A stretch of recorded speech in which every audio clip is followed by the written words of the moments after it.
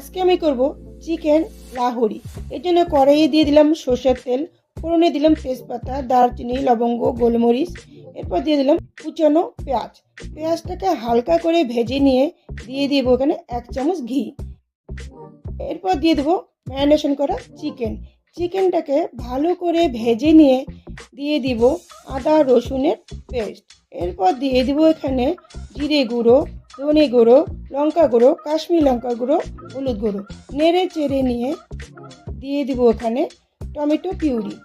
এরপর আমি ভালো করে কষিয়ে নিয়ে এখানে দিয়ে দিব জল। এখন আমি ঢাকা দিয়ে দিব। ঢাকাটা তুলে নিয়ে দিয়ে দিব আমি ফাটানো টক দই। এরপর ভালো করে মিশিয়ে নিয়ে রেডি হয়ে গেল চিকেন লাহোরি।